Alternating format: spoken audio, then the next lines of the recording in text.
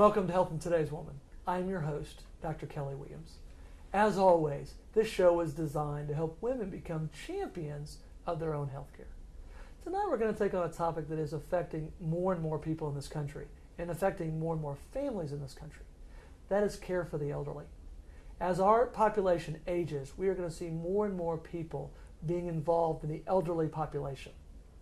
Now, to help me better understand the challenges as well as the opportunities that we face in caring for the elderly, I've invited Dr. Aryundati Ramesh, who is a geriatrician and also internal medicine doctor at the Murfreesboro Medical Clinic here in Murfreesboro. Now, we are shooting on location tonight at our Highland location. And so I want to start off by just saying thank you, Aryundati, for being willing to be here. I want to start off with a statistic tonight because I think it's always so important. According to the Alliance for Aging Research, on January 1st, 2011, 10,000 people will turn 65 every day for the next 20 years.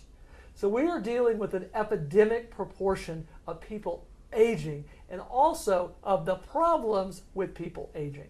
Now, one of the biggest problems that we find in the elderly is the whole idea of falls. In this first segment, I want to talk a little bit more about falls, how to prevent them, and how to determine if we are at a risk for falls. So, Aryundati, I want to kind of start there.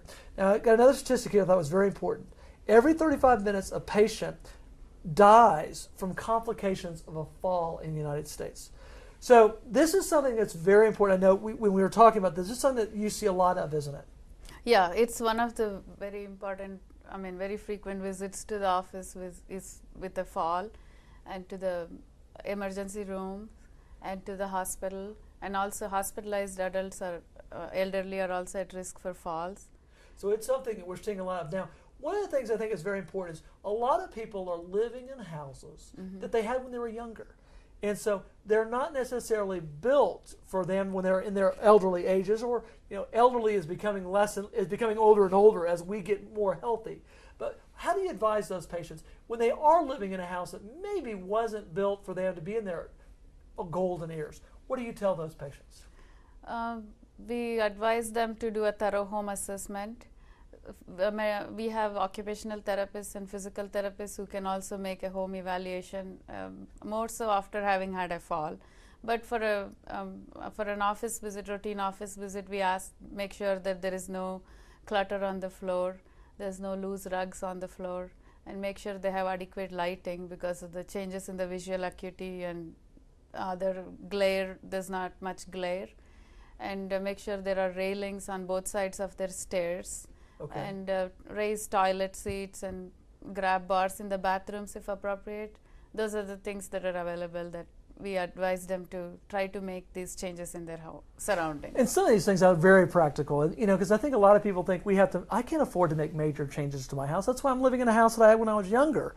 But there are some very practical things that you could mention, even like the raised toilet seats. That's something that they can rent or get. Very inexpensive and available. And anybody can clean up the clutter. Yeah. That I would think would be one of the biggest issues in falls, is it? Yeah, and the loose rugs and things thrown on the floor, and modifying their furniture so that there's not much obstacles when they're trying to walk. Those are some of the things that we can modify. Like, these are just simple modifications. They don't require any cost or anything. It's just rearranging stuff. And I think that's important because I think a lot of people think when we're trying to prevent falls, they're trying to make me spend a bunch of money. But these are very practical things that can be addressed. Easily. Now, one of the things that people oftentimes do as they age is wheelchairs and other things, maybe walkers. How do you advise those people that they can do something that, this is a little bit more advanced? We're talking about maybe having to do some modifications to your house. But there are some things that they can do, like we talked about ramps. What are some of the things that you suggest to these people that are facing those issues? They could have the ramps built to the entrance, and they can modify their toilets.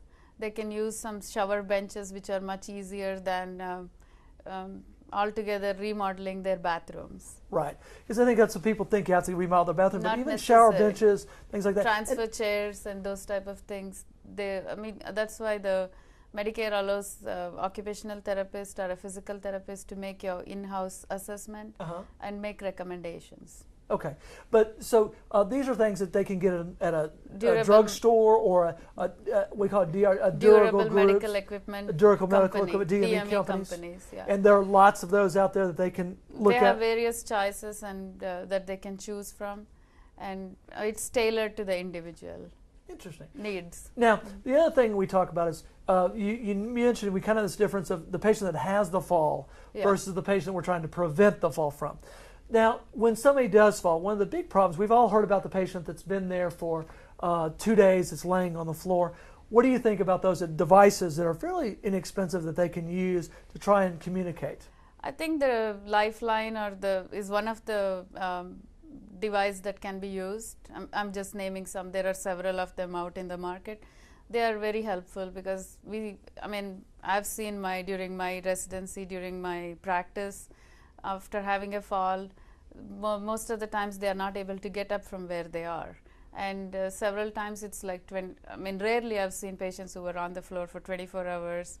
Right. And after being on the floor for 24, 48 hours, they're at risk for rhabdomyolysis, that's breakdown of your muscle, and Right. renal kidney shutdown, and pressure ulcers, pneumonia. So these type of things can be prevented by using a Lifeline.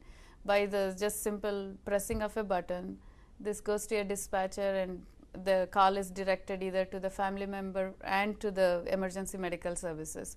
So they both can be activated and can get to the patient within no time, maybe 5-10 minutes, and give them attention. And that's great, because I don't think a lot of people realize that this isn't just about the fall. When they're laying that floor for length of time, there are other complications that can occur also. Yes, definitely.